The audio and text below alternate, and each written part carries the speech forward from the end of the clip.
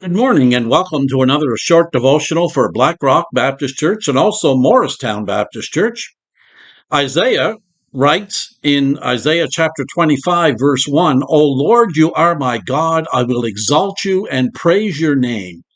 For in perfect faithfulness you have done marvelous things, things that were planned long ago. I want to talk to you this morning about Christmas, the Father's faithfulness.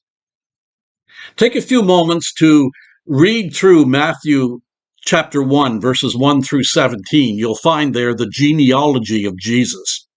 Don't worry if your tongue twists on as you try to pronounce some of those weird names that you've never heard before, you don't know anything about. But as you read, try to remember things that you've learned in the past about the men and women who are listed there that you recognize. What do you know about Abraham, Isaac, and Jacob? Do you remember the wonderful works God did through them? Can you recall the promises that God made to them? What about the other names on the list? Are there some that you've never heard of before?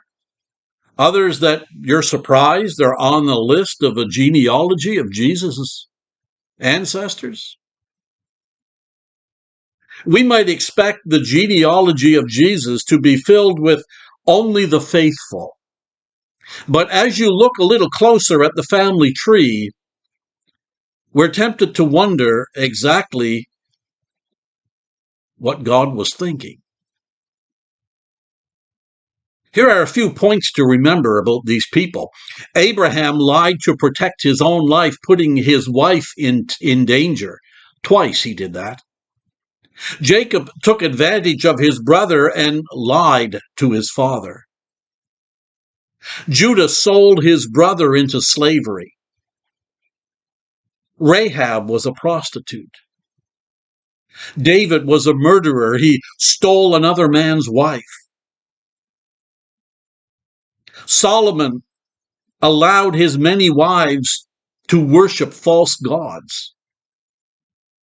Manasseh was an evil king who, in the worship of other gods, went so far as to sacrifice his own son. He even set up an idol in the temple of the Lord.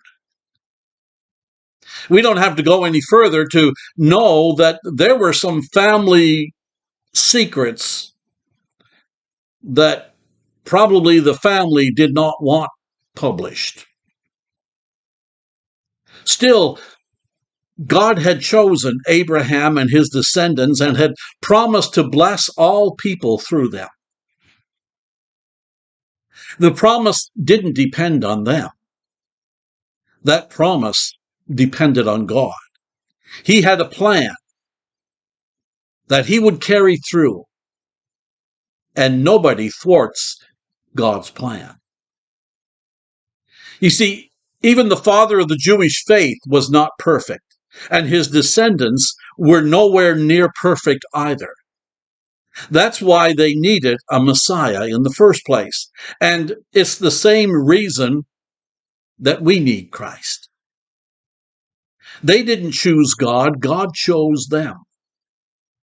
And he used them in spite of their many faults. You know, Jesus said, you did not choose me, but I chose you and appointed you to go and bear fruit, fruit that will last forever. Like Abraham, David, and even the carpenter Joseph, God has chosen each of us, and he wants to use us to accomplish his purposes here on earth. Do we have to be perfect? No. But like Abraham, who answered God's call to follow, we have to be willing. We have to be willing. Christmas, it's a great example of God's faithfulness. God bless. Have a wonderful day, and until we meet again, let's continue to exchange prayers daily.